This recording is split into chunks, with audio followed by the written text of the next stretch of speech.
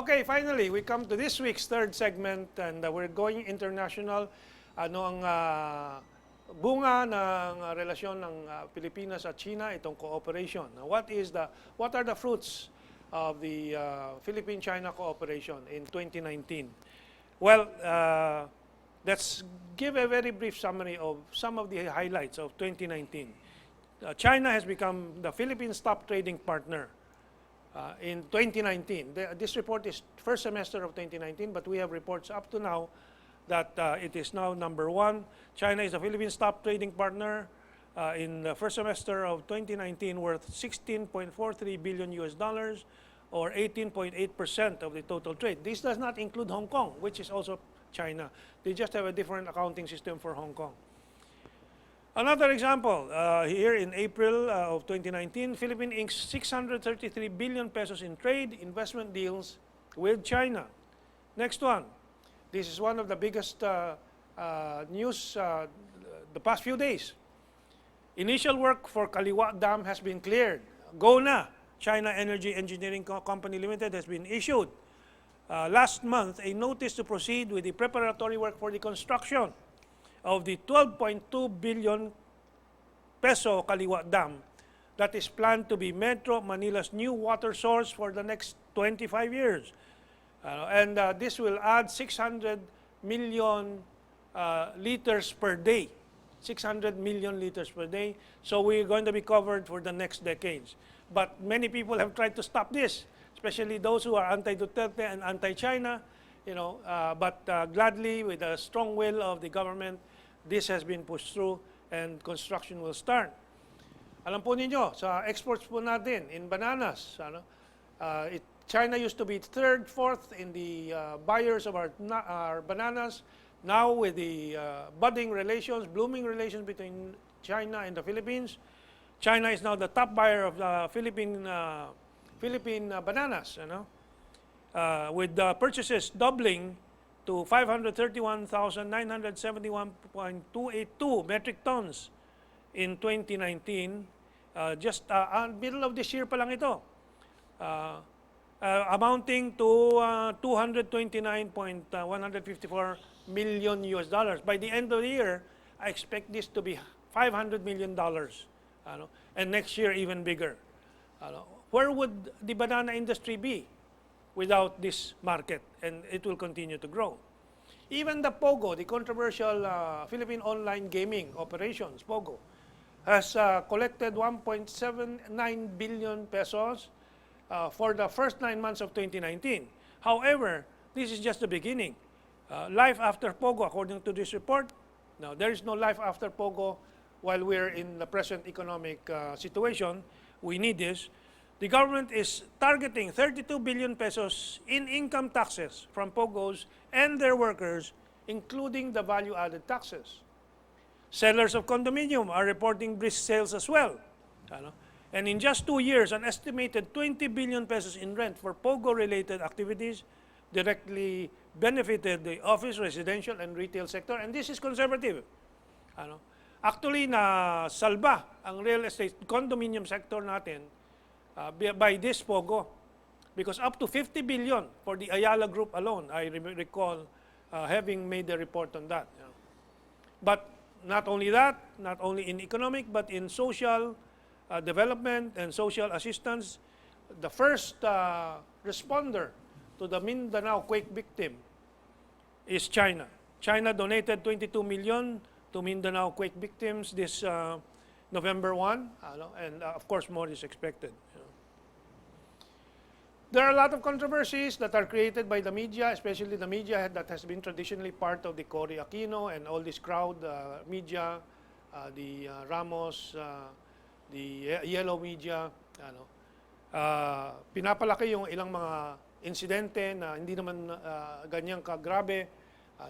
Pinapalabas na sinasadya ng China, halimbawa yung pagbabangga doon sa Gemver, doon sa Reed Bank, which is, President Duterte said, it's just a maritime incident. And in fact, after the incident, the Filipino-Chinese businessmen donated 1.4 million pesos to the Recto Bank fishermen. The Chinese Fishing Association, after apologizing, also donated So, ang daming tulong. The relationship is doing very well, except doon sa ilang mga media. Sa turismo mismo, in 2014, 2015, we had around 300,000, 400,000 Chinese tourists coming in. Bumagsak yun after the Hong Kong tourist bus incident in 2012, if I remember correctly. But after President Duterte re-established our ties with, good ties with China, over 1.2 million Chinese tourists visited the Philippines the first 8 months of 2019. Now, each Chinese tourist is recorded to spend $1,000 in their stay here. So that's 1.2 billion US dollars. By the end of the year, 2019, we expect this to be 1.5 million Chinese tourists to the Philippines, or $1.5 billion. And imagine the employment in the tourism industry, restaurant industry, and so on. And of course, one of the biggest developments is the Philippine-China joint oil and gas development at the Reed Bank, with a 60-40% sharing scheme in favor of the Philippines. Without war, without fighting, the Philippines got a bigger share of whatever can be produced from the gas and oil of the Reed Bank area. The controversial Reed Bank area being claimed by many states, not only China, not only the Philippines, but even others like Malaysia, Vietnam, and so on. And 60-40, I have estimated this value runs into hundreds of billions of dollars.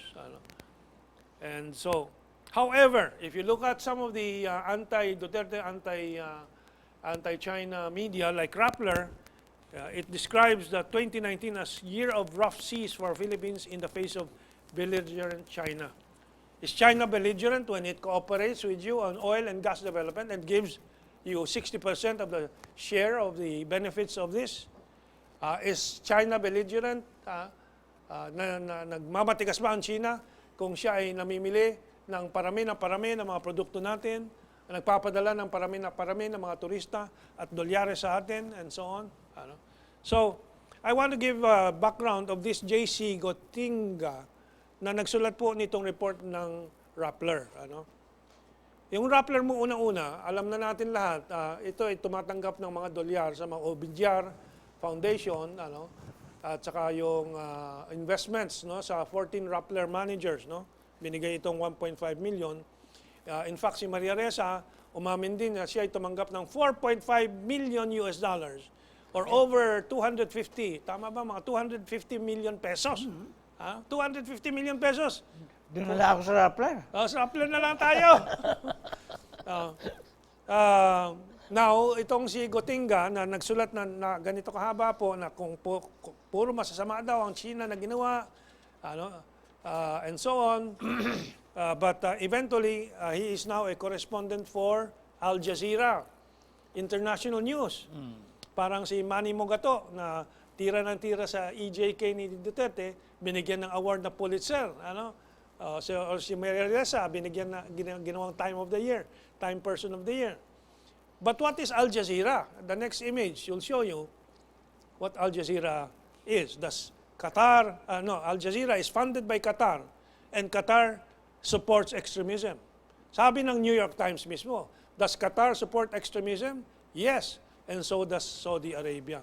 Pero ito ang mga nagpopondo ng Al Jazeera. Kaya reward para dito kay Gotinga na magpropaganda laban sa China, laban kay Duterte, yung mataas na sweldo na dolyares doon sa Al Jazeera. Okay, commentaries from Mauro. On that score about China, I'd like to invite the viewers to read my column for tomorrow, Sunday. My title is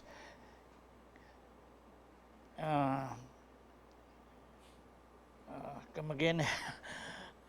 Relax. It'll come. Can you be pro-Filipino without being pro-Chinese? My contention is that within the context of the existing geopolitics, you can never be pro-Filipino unless you take sides in the political war, the war between the United States and China. And it so happens that in this conflict, I take the side of China. Yeah. Ikaw, any commentary on Well, I this? think President Trump, being the businessman that he is not really looking forward to a war with China. He's actually using the military card to actually arrive at shall we say, a beneficial agreement. Mutually beneficial. Mutually beneficial, or even more beneficial to the U.S. than to China.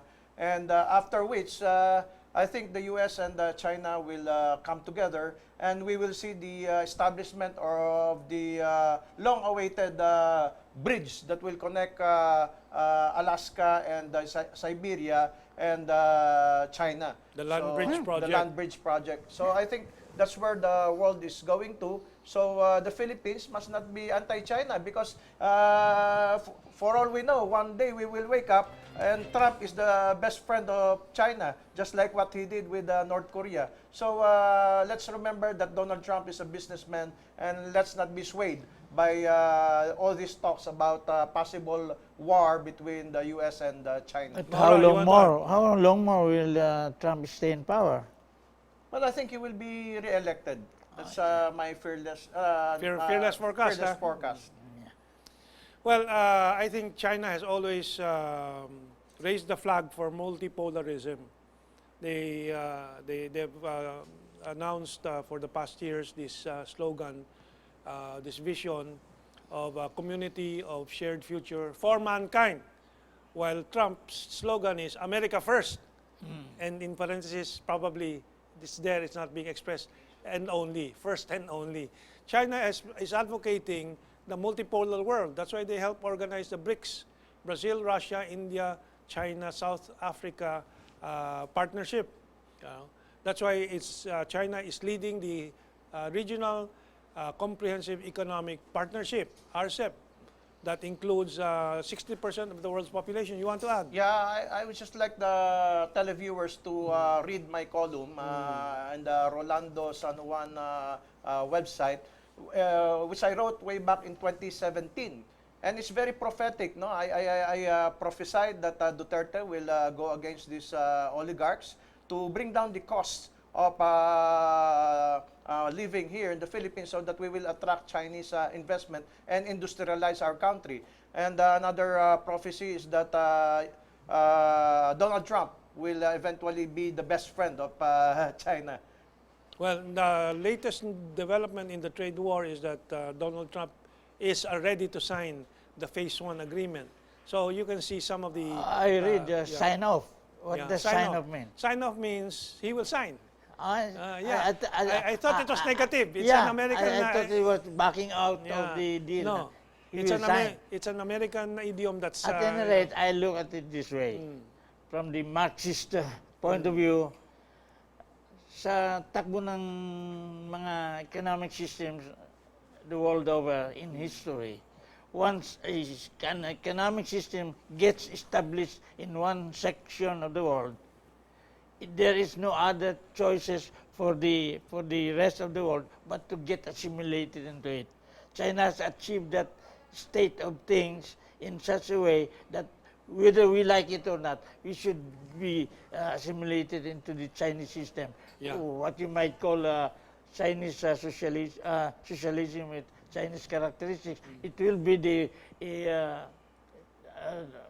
rule of the world in the next decade. Okay, well, we'll run out of time. Yeah, I use the word geopolinomics Okay. to describe what is going on in the politics and economics of the world today. Okay.